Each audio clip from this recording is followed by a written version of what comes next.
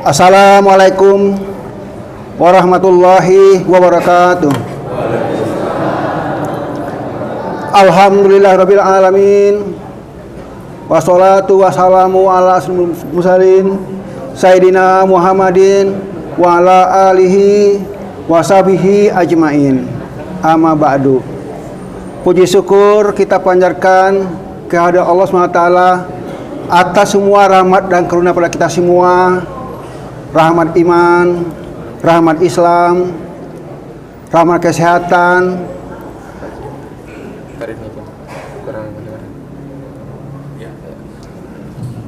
dan rahmat kesempatan bagi kita sore hari ini bisa sholat berjamaah maghrib di Masjid Al-Furqan yang berbahagia ini.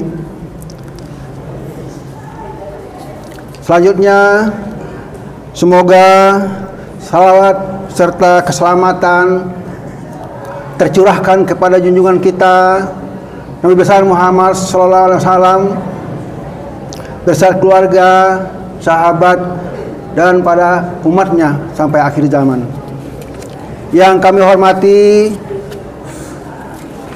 Bapak-bapak Badan Pembina Yayasan Masjid Al-Furqan, yang kami hormati Bapak-bapak Badan Pengawas Yayasan Masjid Al-Furqan, yang kami hormati Bapak Ketua DKM Masjid At-Taqwa dan jajarannya, yang kami hormati Bapak Ketua DKM Masjid As-Sabirin dan jajarannya,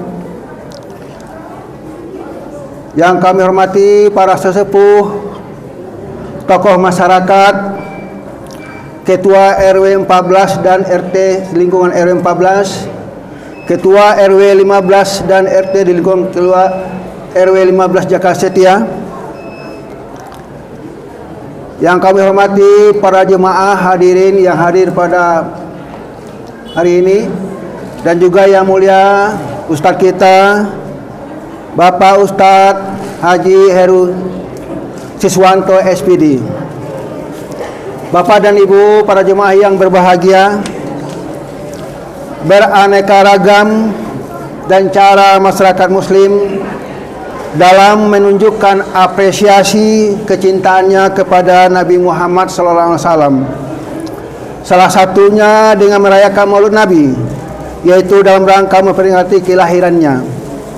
Namun kita umat Islam tidak boleh hanya terjebak pada ritualitas acara perayaannya. Akan tetapi melalui momentum yang peringatan Nabi Muhammad SAW yang kita peringati pada tiap tanggal 12 Rabiul Awal, sudah seharusnya kita menelusuri perjalanan beliau, perjalanan hidup beliau, kemudian kita ikuti dan kita jadikan teladan dalam menjalani kehidupan sehari-hari. Para hadirin yang kami hormati, pada hari ini sengaja pengurus menggabungkan acara peringatan hari Maulid Nabi dengan acara peresmian menara Masjid Al-Furqan Taman Gerasi Indah. Hal tersebut kita bisa simak dalam sejarah kita, sejarah umat Islam, bahwa sejak 1445 tahun yang lalu Rasulullah bersama umat Islam hijrah dari kota Mekah ke kota Madinah. Yang pertama-tama beliau lakukan adalah membangun masjid di kota Madinah. Walaupun sederhana, tetapi sudah bisa digunakan untuk tempat salat, tempat wujud, tempat sujud kepada Allah SWT. Beliau meminta Bilal untuk mengumandangkan suara azan, memanggil umat Islam untuk bersalat. Kemudian Bilal pergi ke tempat ketinggian semacam menara, dan di sana Bilal mengumandangkan suara azan dengan merdunya. Kaum muslimin terpesona mendengarkan suara azan tersebut. Kemudian berbondong-bondong mengikutinya dan mereka sholat di masjid yang baru didirikan. Mirip dengan peristiwa itu, kita sebagian besar jemaah kita tahun 1990-an hadir di sini. Waktu di sini masih sedikit rumah yang suasana masih rawa-rawa. Dan kita juga sepakat waktu itu mendirikan masjid. Sebagai yang datang dari berbagai penjuru kumpul di sini, kita mendirikan tempat ibadah berupa masjid. Tepatnya tanggal 17 April 1903 kita mulai bangun masjid. Dan masjid itu kita bangun 5 tahap. Nah, sampailah tahun ini tahap yang kelima, tahap pembangunan menara masjid. Kita mulai tanggal 18 Februari 2023 yang lalu. Alhamdulillah sampai sekarang sudah selesai. Tepat 12 Rabiul Awal 1445 Hijriah atau 28 September 2023. Dengan biaya seluruhnya 677.142.588. Dengan selesainya dibangunnya menara ini, muazin yang azan tidak perlu naik ke tempat yang tinggi lagi, tapi cukup dari bawah. Kemudian suaranya disalurkan melalui teknologi toa ke lantai atas menara kita 25 meter tingginya, sama dengan nama surat Al-Quran Al-Furqan. Bapak dan Ibu yang berbahagia, pada kesempatan ini izinkan kami untuk segenap pengurus mengucapkan terima kasih kepada seluruh jemaah, para donatur yang telah mendoakan dan yang telah menginfakkan dananya untuk pembangunan masjid ini dan pembangunan menara ini, yang alhamdulillah terkumpul sebanyak 682 juta, dan kita gunakan untuk bangun menara 667 juta, sehingga ada efisiensi sekitar 4 jutaan.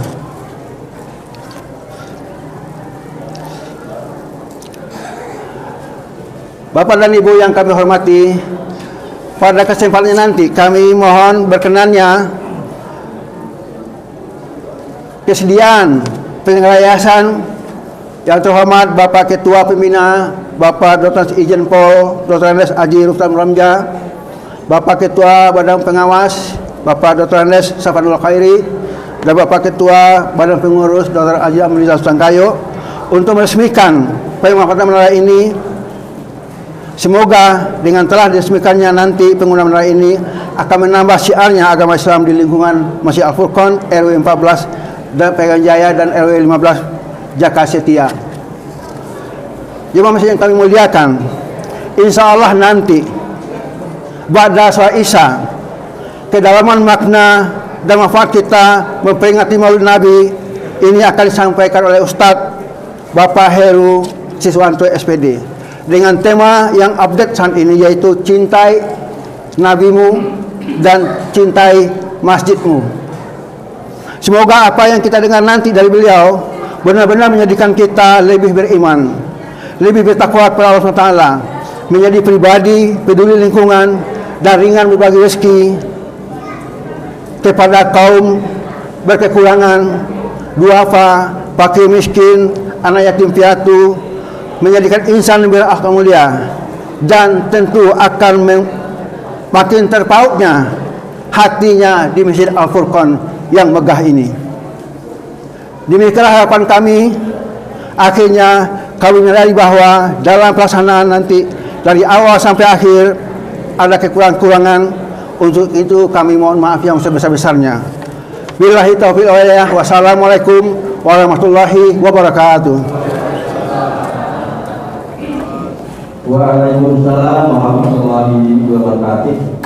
Demikianlah sambutan dari Ketua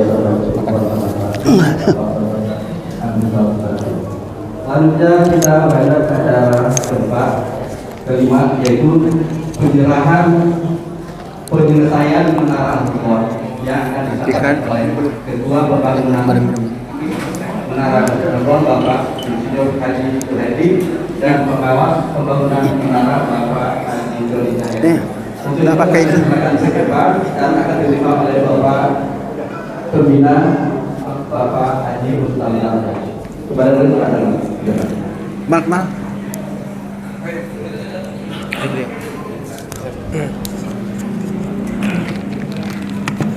Apa aja?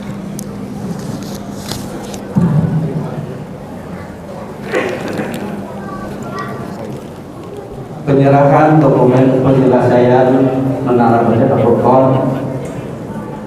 dari kedua pembangunan pada pengawas pembangunan dan selanjutnya diserahkan kepada pembina bahwa penyelesaian menara ini sudah selesai dan sudah diperiksa oleh yang bersangkutan. Silakan.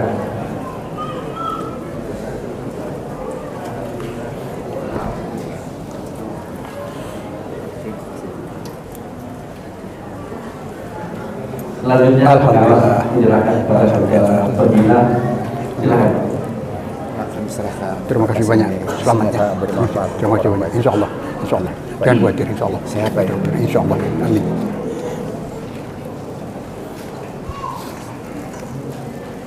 Selanjutnya penandatanganan bahwa seluas-luasnya sebuah masjid dan jemaah. Untuk itu yang akan meresmikan dan menandatangani dokumen yaitu Ketua Badan Pembinaan Bapak Haji Rustam Ramja sudah ada di samping saya. Kemudian kami panggilkan Bapak Safadul Khairi sebagai pengawas jasa Masjid Al-Furqan dan Bapak Amisal Sutantoyo sebagai Ketua Proses untuk maju ke depan dan menandatangani dokumen penyelesaian masjid dan digunakan untuk penyelesaian menara dengan kepentingan masyarakat. Duluan saya.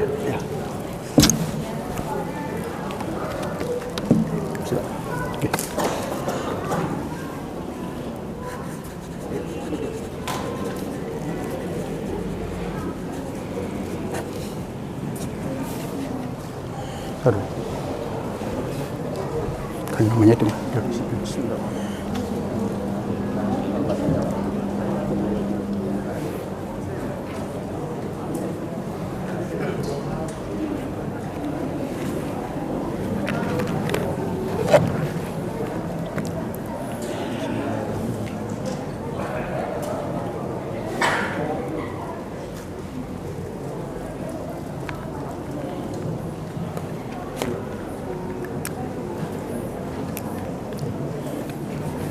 Baik, terima kasih. Mohon tetap berdiri agar sedikit perkataan atau sepatah kata dari pembina berkaitan dengan peresmian penggunaan menara Al-Furqan.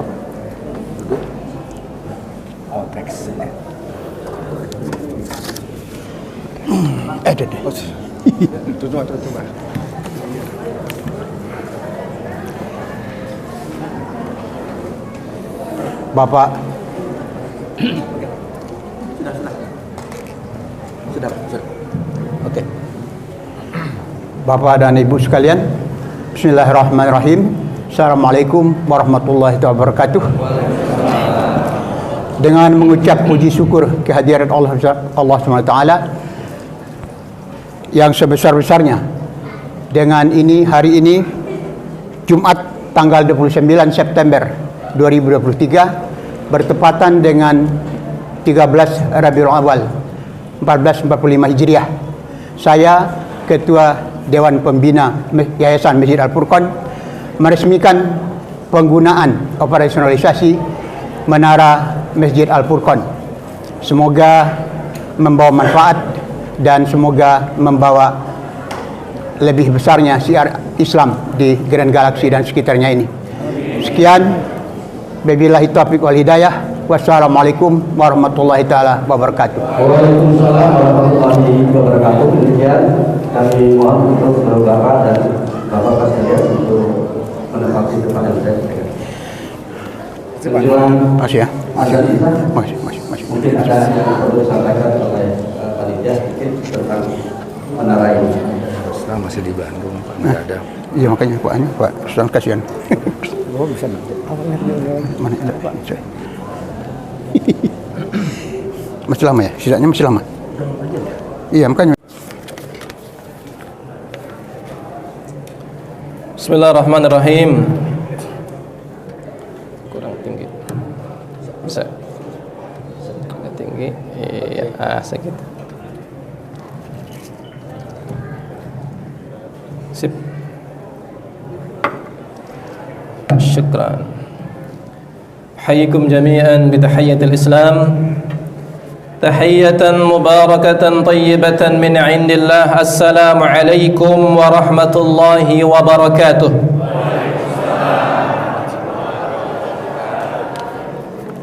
Yang sama-sama kita hormati Al-Mukarram Bapak RW 14 Pekayon Jaya dan segenap pengurus RT, Bapak RW 15 Kelurahan Jaka Setia dan segenap pengurus-pengurusnya yang ikut hadir pada malam hari ini. Kemudian juga DKM Masjid As-Sabirin, DKM Masjid At-Taqwa, jajaran DKM dan Majelis Ta'lim Masjid Al-Furqan, DKM Masjid di lingkungan Taman Galaksi yang ikut hadir malam hari ini, dan yang sama-sama kita hormati, kita muliakan segenap pembina Yayasan Masjid Al-Furqan Galaksi dan seluruh jamaah hadirin hadirat, bapak-bapak, ibu-ibu yang tidak bisa saya sebutkan namanya, namun mudah-mudahan semuanya tercatat di Lauh Mahfuz menjadi umatnya Rasulullah sallallahu alaihi wasallam yang kelak nanti akan mendapatkan syafaat beliau pada saat yaumul akhir nanti. Alhamdulillahilladzi ghafiriz dzambi wa qabilit taubi syadidil iqabi dzit-tauli la ilaha illa huwa ilaihil masiri. Allahumma salli wa sallim wa zid wa barik wa an'im ala habibina wa nabiyyina wa maulana Muhammadin wa ala alihi wa sahbihi ajma'in. Qala Allah ta'ala fi kitabihil karim, a'udzu billahi minasy syaithanir rajim. Laqad kana lakum fi rasulillahi uswatun hasanah liman kana yarjullaha wal yawmal akhir wa dzakarallaha katsira. Shadaqallahul azim wa sadaqa Rasulullah sallallahu alaihi wasallam. Bapak-bapak, ibu-ibu, hadirin hadirat rahimani wa rahimakumullah. Bersyukur malam hari ini Allah mempertemukan kita di Masjid Al-Furqan dalam rangka kita hadir di majelis ini untuk memperingati Maulidun Nabi Muhammad sallallahu alaihi wasallam. Sekaligus tadi sudah kita sama-sama ikuti peresmian dari menara Masjid Al-Furqan yang mudah-mudahan masjid kita semakin makmur, semakin ramai, program-programnya insya Allah semakin bermanfaat untuk seluruh jamaah yang hadir dan ada di sekitar kita. Hadirin hadirat rahimani wa rahimakumullah. Tidak lengkap rasanya kalau acara Maulidun Nabi jika kita tidak membacakan salawat kepada baginda Rasulullah Muhammad sallallahu alaihi wasallam. Untuk itu mengawali ceramah malam hari ini, saya mengajak jamaah, yuk bareng-bareng kita bersalawat untuk Rasulullah Muhammad sallallahu alaihi wasallam. Ya Nabi salam alaika, ya Rasul ya Habib salawatullah alaika. Allah ya Nabi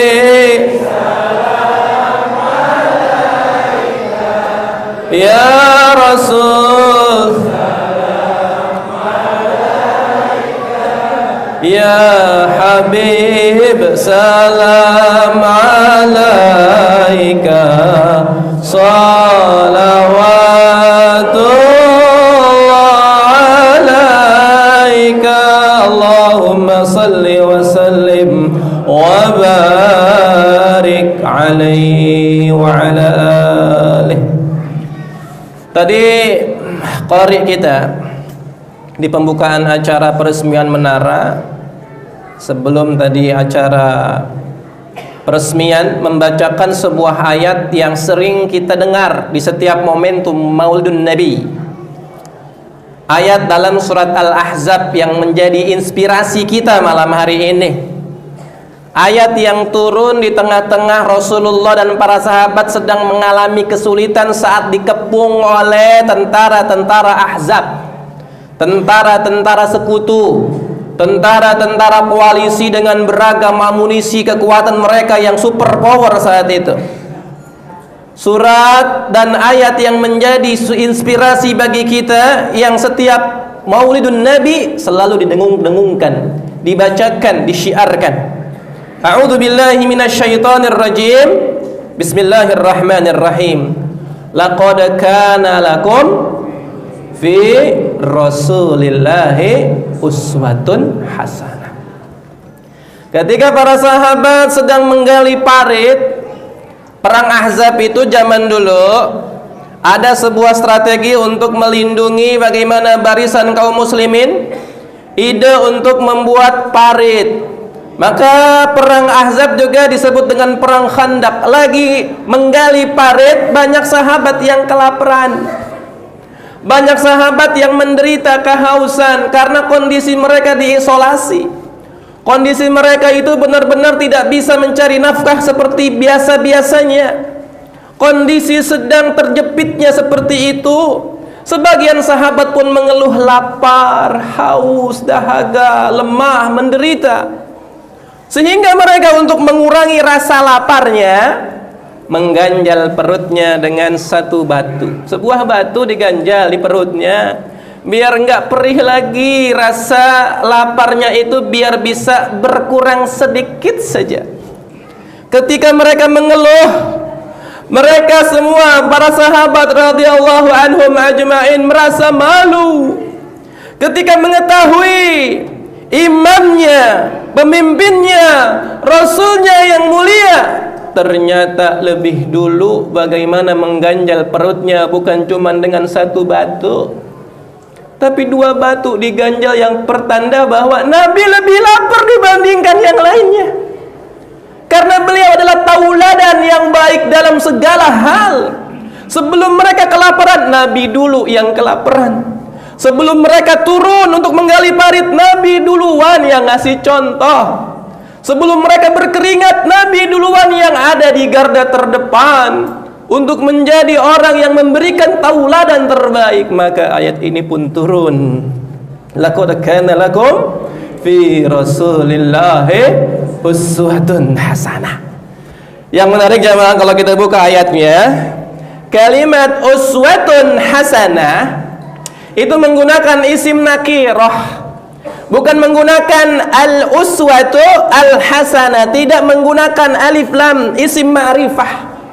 Di mana maksud dari uswatun hasanah, ketika ada sebuah kalimat yang menggunakan isim nakirah, kata benda yang bersifat general, maksudnya adalah kalimat tersebut bersifat umum, bahwasanya Nabi Muhammad sallallahu alaihi wasallam bukan hanya tauladan dalam satu sisi saja, bukan cuma tauladan dalam sholatnya saja, bukan cuma tauladan dalam puasanya saja, bukan cuma tauladan dalam sedekahnya saja, dalam tahajudnya saja, bukan, tapi uswatun hasanah, tauladan dalam setiap sisi kehidupan manusia, menjadi role model yang sangat sempurna, di mana beliau dijuluki sebagai wa innaka la'ala khuluqin azim.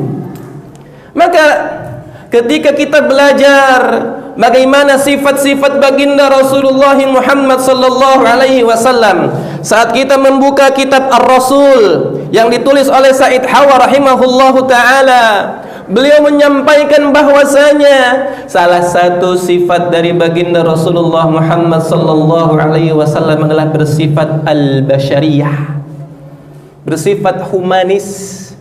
Beliau adalah manusia seperti kita-kita ini. Dalam surat Al-Kahfi yang setiap Jumat sering kita baca, di ayat yang terakhir disampaikan, qul innama ana basyarum mithlukum yuha ilayya. Katakanlah ya Muhammad, Sesungguhnya ini aku sama seperti kalian manusia biasa. Kalian makan, aku juga makan. Kalian minum, aku juga minum. Kalian berumah tangga, aku juga berumah tangga. Kalian tidur, aku juga tidur. Bedanya apa? Yuha ilayya, diwahyukan Al-Quran kepada diriku. Itu perbedaannya. Seandainya Nabi yang diutus kepada kita bukan dari kalangan bashar, bukan dari kalangan manusia, tapi Allah utus nabinya dari kalangan malaikat-malaikat yang enggak makan, enggak minum, tidak nikah, tidak tidur. Kira-kira bisa kita tiru atau enggak? Enggak bisa kita tiru. Seandainya malaikat Jibril yang menjadi nabi kita, sulit kita tiru bagaimana perbuatan-perbuatannya. Di mana mereka adalah malaikat yang tidak punya nafsu, nggak punya syahwat, nggak ada keinginan untuk yang namanya makan, minum, berumah tangga. Tidak bisa kita tiru. Makanya Allah mengutus nabinya dari kalangan manusia biar bisa kita jadikan contoh tauladan dalam kehidupan kita. Bukan hanya apa yang beliau contohkan dalam hal-hal kebaikan, bahkan ketika beliau pernah mengalami kekeliruan, pernah mengalami kekhilafan, kita tiru cara beliau dalam bagaimana menerima teguran dari Allah Subhanahu wa ta'ala. Saya pengen tanya jamaah, Nabi pernah lupa apa enggak? Ibu-ibu, Nabi pernah lupa apa kagak? Nabi pernah lupa. Makanya ada syariat yang namanya sujud sahwi. Nabi waktu itu pernah sholat 4 rakaat seharusnya, tapi beliau lupa, kurang 2 rakaat. Setelah selesai sholat, sahabat nyamperin untuk tabayun dong, untuk konfirmasi, ya Rasulullah tadi sholatnya dikosor. Sedangkan kondisi saat itu tidak ada hajat, tidak ada safar, tidak ada keperluan. Sahabat mengkonfirmasi, mentabayun, tadi dikosor? Enggak. Tadi sholatnya tidak dikosor, tidak diringkas. Engkau kurang 2 rakaat tadi ya Rasul. Ketika sahabat memberitahu Nabi ada yang kurang rakaat sholatnya, apakah Nabi mengatakan kepada sahabat yang ngasih tahu itu, beliau itu tidak mau menerima masukan dari para sahabat? Makanya sholat yang khusyuk, makanya sholat jangan kemana-mana pikirannya, jadi lupa kan kamu. Nabi enggak kayak gitu jamaah. Nabi menerima ketika ternyata dikonfirmasi tadi kurang 2 rakaat. Iya kurang 2 rakaat ya Rasulullah. Akhirnya Nabi menambah rakaat yang kurang. 2 rakaat yang tadi lupa beliau lakukan, beliau sholat lagi dan beliau melakukan menutupnya dengan sujud sahwi. Sehingga kita punya contoh model. Oh, kalau lupa ada syariatnya. Seandainya Nabi nggak pernah lupa, kita ini kan sering lupa jamaah. Bingung nanti bagaimana ketika kita mengalami hal-hal yang lupa dalam rakaat, lupa dalam bacaan. Makanya Allah mengutus nabinya dari kalangan manusia agar kita bisa meniru kehidupannya. Termasuk saat Nabi lagi ada pengajian. Pengajiannya itu ceritanya beliau sedang merekrut para pembesar-pembesar Quraisy. Yang datang itu ketua gengnya. Ini kan strategi dakwah. Secara hitung-hitungan dakwah wajar Nabi melakukan ini, bukan pilih-pilih kasih, bukan karena ngelihat ini benefitnya besar, karena ini mereka orang-orang dari kalangan atas, bukan. Beliau melihatnya strategi dakwah. Ketika ketua-ketua gengnya, ketua-ketua sukunya direkrut, didakwahi masuk Islam, maka followersnya, pengikut-pengikutnya bakal ikut juga menjadikan orang-orang yang berserah diri kepada Allah Subhanahu wa ta'ala. Lagi pengajian, pembesar-pembesar Quraisy yang datang hadir saat itu, tiba-tiba ada sosok sahabat dari kalangan secara status sosialnya orang biasa. Ditambah lagi Abdullah bin Umi Maktum radhiyallahu an, Ini sahabat yang mengalami disabilitas. Beliau ini buta, nggak tahu apa yang sedang terjadi saat itu. Yang beliau niat saat itu adalah wa amma man ja'aka yas'a. Beliau itu setiap datang pengajian selalu buru-buru, yas'a, tergesa-gesa, khawatir kagak dapat saf. Khawatir dapatnya di saf-saf belakang. Kalau jamaah Masjid Al-Furqan mah insyaallah mudah-mudahan ya. Mudah-mudahan termasuk orang-orang yang rebutan saf pertama ya. Rebutan saf pertama, ja'aka yas'a, datangnya tuh pengennya di depan terus karena tahu pahalanya lebih banyak. Ya, Abdullah bin Ummi Maktum pun demikian jamaah. Abdullah bin Ummi Maktum datang dengan tergesa-gesa karena khawatir ketinggalan pengajiannya. Ketika beliau datang, di situ udah ada pembesar-pembesar Quraisy. Karena beliau buta, Abdullah bin Ummi Maktum nggak tahu. Ternyata Nabi saat itu wajahnya menunjukkan wajah yang kurang nyaman dengan kehadiran Abdullah bin Ummi Maktum.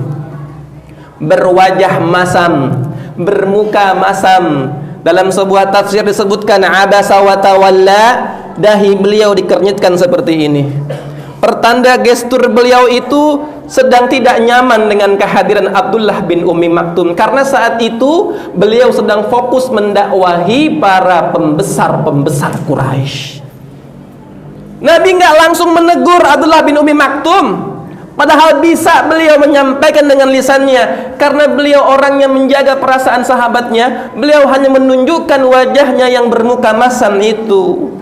Ternyata gara-gara hal ini jamaah sekalian, Nabi Muhammad langsung ditegur oleh Allah Subhanahu wa ta'ala dengan turunnya surat Abasa wa tawalla an ja'ahu al-a'ma wa ma yudrika la'allahu yazzakka aw yadhakkaru fatanfa'ahu adh-dhikra amma man istaghna fa anta lahu tasadda wa ma 'alayka alla yazzakka wa amma man ja'aka yas'a wa huwa yakhsha fa anta 'anhu talahha kalla innaha tadhkirah. Nabi ditegur langsung dengan turunnya surat Abasa.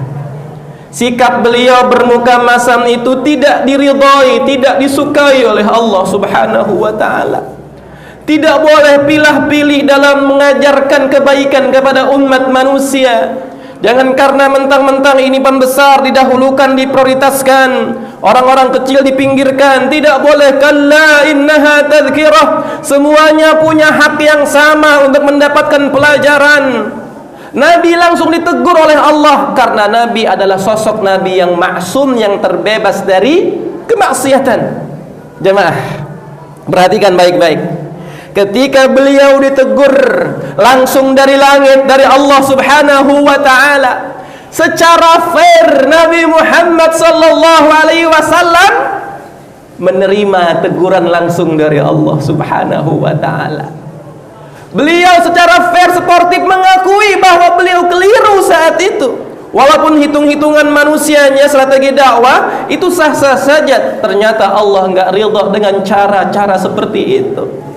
Maka Nabi Muhammad sallallahu alaihi wasallam saat itu mengumpulkan para sahabat untuk apa? Mendengarkan surat Abasa dibacakan. Ketika para sahabat berkumpul bersama-sama jamaah, Nabi tidak menyembunyikan surat yang isinya teguran. Nabi tidak menyembunyikan surat yang isinya aib jamaah. Dan mohon maaf jamaah nih, sebagian orang khususnya kaum Syiah itu anti banget dengan surat Abasa wa Tawalla. Mereka tuh tidak mau membaca surat Abasa wa Tawalla karena apa? Mereka mengatakan ini adalah surat yang isinya adalah aibnya Rasulullah Sallallahu Alaihi Wasallam. Maka tidak pantas aibnya Rasulullah diumbar-umbar. Padahal Nabi nggak kayak gitu jamaah, tidak menyembunyikan disembunyikan abasa wa tawalla, disimpan di kantongnya. Ini teguran dari Allah untuk saya, cukup saya yang tahu, yang lain nggak perlu tahu.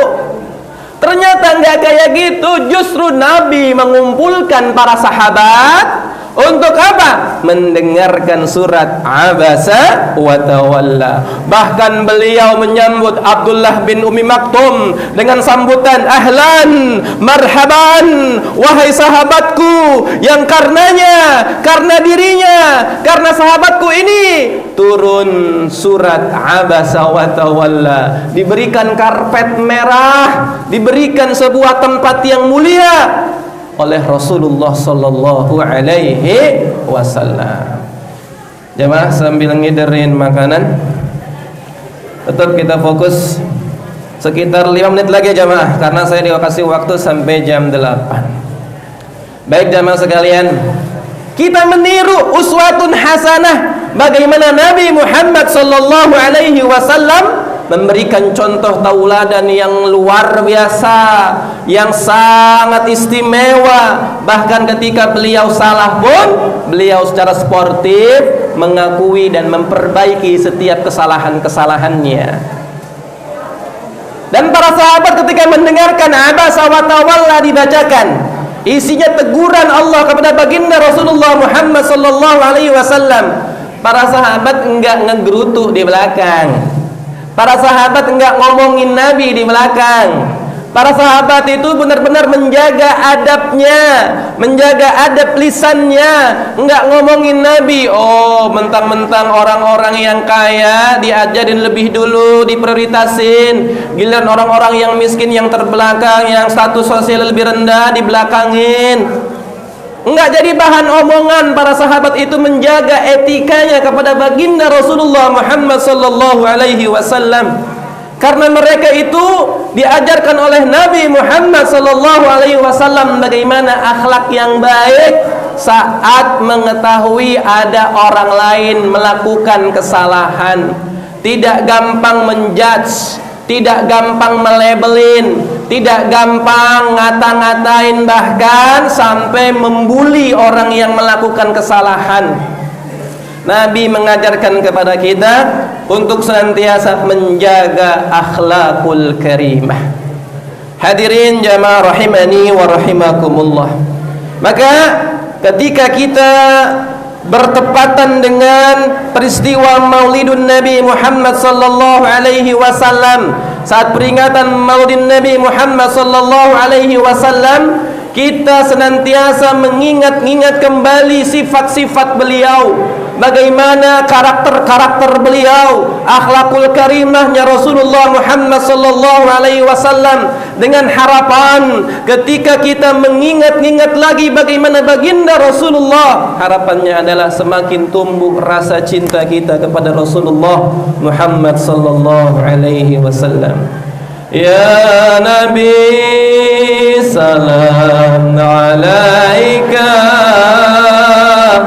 ya Rasul salam alaika, ya Habib salam alaika, salawatullah alaika, ya Habib salam alaika. Semuanya bareng-bareng. Ya Rasul alaika, ya Habib salam alaika, salawatullah alaika. Jemaah sekalian rahimani wa rahimakumullah, di antara ciri kecintaan seseorang kepada Nabi Muhammad sallallahu alaihi wasallam, lisannya senantiasa memperbanyak menyebut nama beliau dalam salawat, meninggikan namanya, wa rafa'na laka dzikrak.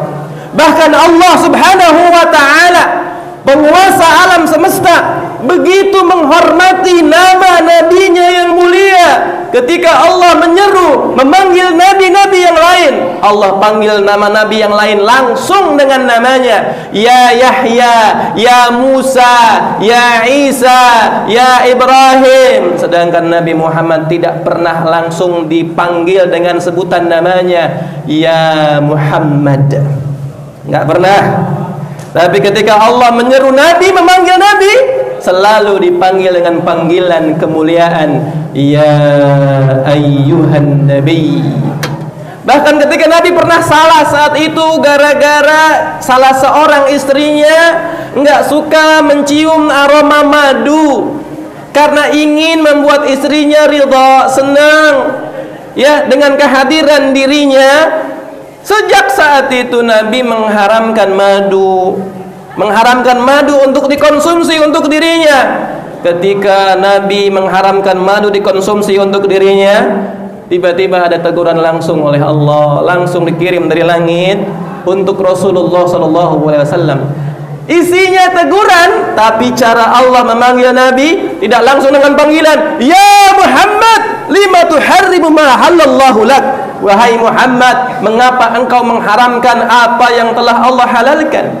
Tidak langsung memanggil namanya, tapi Allah memanggilnya dengan penuh kelembutan, kemuliaan, menjaga martabat nama Rasulullah dengan panggilan, ya ayyuhan nabi, lima tuharrimu ma ahallallahu lak tabtaghi mardata azwajik. Wahai Nabi, mengapa engkau mengharamkan apa yang jelas-jelas sudah halal hanya karena ingin menyenangkan hati istrimu? Surat At-Tahrim isinya teguran Allah kepada baginda Rasulullah Muhammad sallallahu alaihi wasallam. Tetapi ketika Allah menegur Nabi, tidak pernah namanya ya dipanggil secara langsung untuk memuliakan diri Rasulullah Muhammad sallallahu alaihi wasallam. Jika Rabbul Alamin, penguasa alam semesta, begitu meninggikan nama Rasulullah Muhammad SAW, sudah sepantasnya kita umatnya yang mengaku cinta kepada Rasulullah untuk senantiasa menjaga nama kehormatan Rasulullah Muhammad SAW.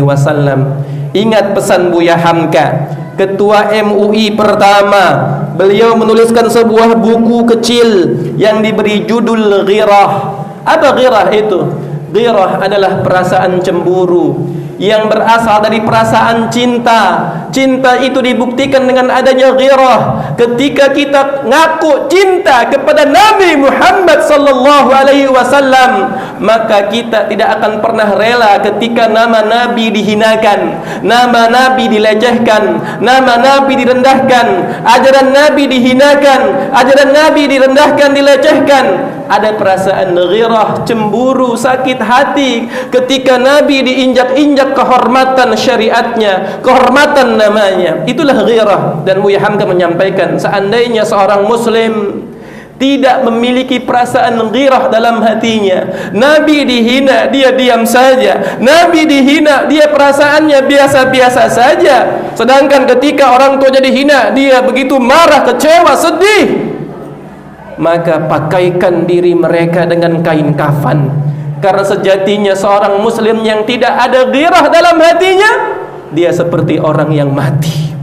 Sebuah teguran yang sangat luar biasa, sindiran yang sangat luar biasa untuk kaum muslimin yang ngaku-ngaku cinta, tapi cintanya hanya di lipstik saja, cintanya hanya klaim semata, tidak ada bukti cintanya kepada Rasulullah sallallahu alaihi wasallam. Dan malam hari ini, alhamdulillah, Allah izinkan kita, salah satu kehadiran kita di majlis Maulidun Nabi ini adalah sebagai wujud cinta kita kepada baginda Rasulullah Muhammad sallallahu alaihi wasallam, yang mudah-mudahan nanti sebagaimana sabda nabinya, al-mar'u ma'a man ahabba, seseorang kelak nanti akan bersama orang yang dicintai di syurga.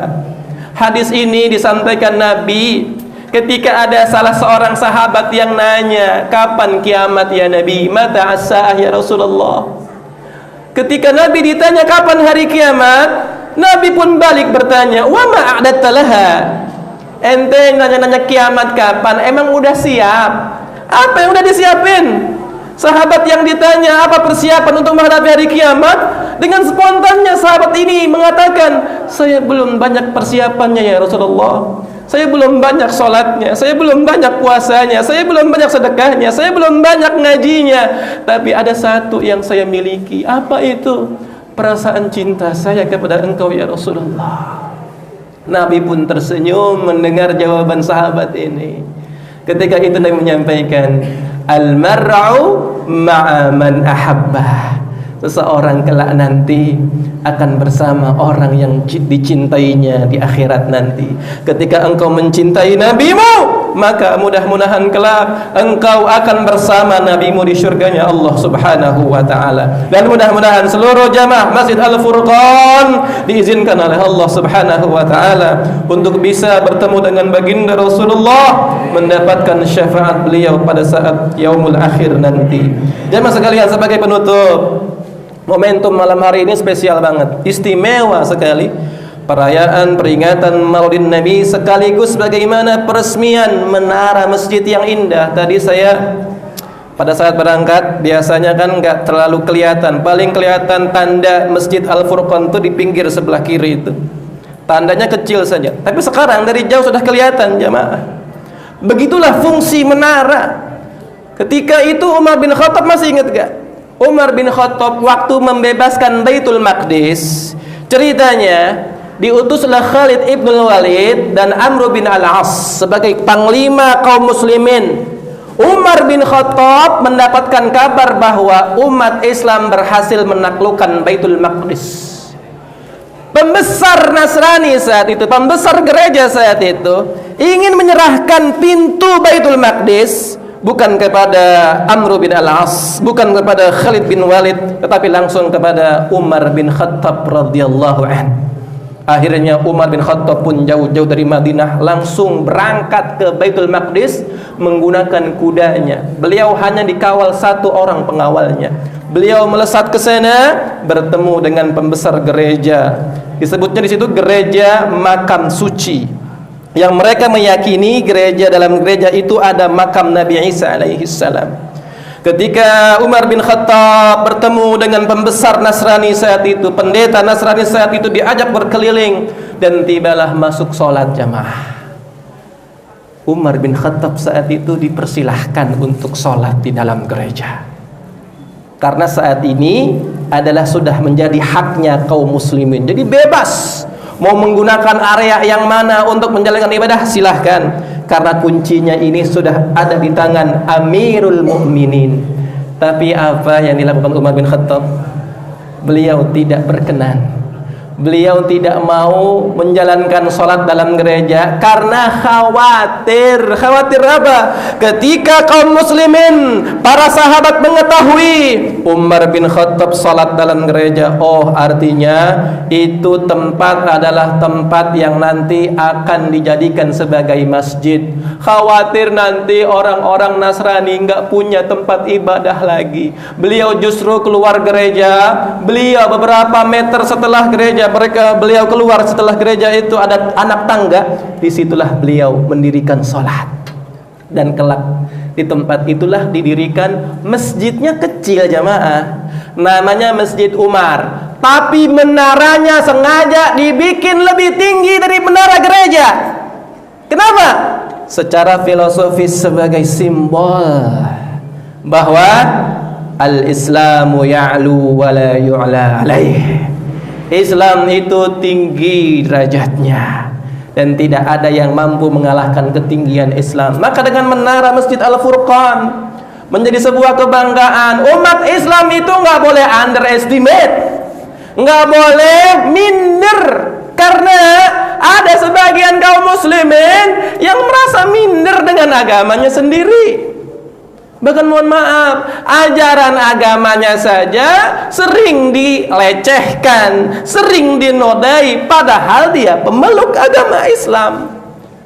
Dia nggak pede dengan agamanya sendiri. Maka peresmian malam hari ini Menara Masjid Al-Furqan sebagai sebuah makna filosofis yang sangat mendalam, bahwasanya Islam itu agama yang tinggi dan tidak ada yang mampu menandingi ketinggian Islam. Maka banggalah menjadi umat Islam, yang mudah-mudahan semuanya kaum muslimin di semua jamaah Masjid Al-Furqan ini mendapatkan kemuliaan fid dunya wal akhirah. Dan semoga Allah Subhanahu wa taala memberikan kita kemudahan, keistiqomahan agar senantiasa bisa memakmurkan masjid yang sama-sama kita cintai, dan mudah-mudahan kelak nanti Allah kumpulkan kita sebagaimana malam hari ini dikumpulkan di masjid ini.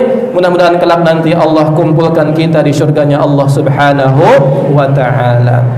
Jamaah sekalian, mari sebagai penutup sekali lagi kita menyampaikan salawat kepada baginda Rasulullah Muhammad sallallahu alaihi wasallam. Sallallahu ala Muhammad sallallahu alaihi wasallam. Sallallahu ala Muhammad sallallahu alaihi wasallam. Bareng-bareng ya. Sallallahu. Ya Allah ya Rabbana, sampaikanlah salam dan salawat kepada baginda Rasulullah Muhammad sallallahu alaihi wasallam. Izinkan kami untuk bisa bertemu Nabi di akhirat nanti, mendapatkan syafaat beliau. Sallallahu alaihi wasallam. Demikian jemaah sekalian, wallahu muwaffiq ila aqwamit thoriq. Kurang lebih mohon maaf. Assalamualaikum warahmatullahi wabarakatuh. Waalaikumsalam warahmatullahi wabarakatuh. Untuk melengkapi acara kita pada malam ini dan dalam keberkahan dari Allah Taala, kami mohonkan Pak Ustaz Muhammad Shadiq untuk Bismillahirrahmanirrahim. Assalamualaikum warahmatullahi wabarakatuh. Alhamdulillahilladzi amarna bittaqwa wal istiqamah wa idna min musibatin nadamah fil khali wal mali innaka sami'ud du'a. Asyhadu an la ilaha illallah wa la syarika lah wa asyhadu anna Muhammadan abduhu wa rasuluh. Allahumma salli ala sayyidina wa habibina wa syafiina wa maulana Muhammad wa ala alihi wa sahbihi ajmain. Bismillahirrahmanirrahim. Alhamdulillahi rabbil alamin, hamdan yuafi wa yukafi mazidah. Ya Rabbana lakal hamdu kama yanbaghi li jalali wajhika wa li azimi sultanik. Allahumma salli ala sayyidina Muhammadin salatan tunjina biha min jil akhwali afat, taqzi lana biha min jamil hajat, wa tutahhirna biha min jami'i syai'at, wa tarfa'una biha indaka al-darajat, wa tuballighna biha asal ghayat min jamil kharat fil hayat wa badal mamat.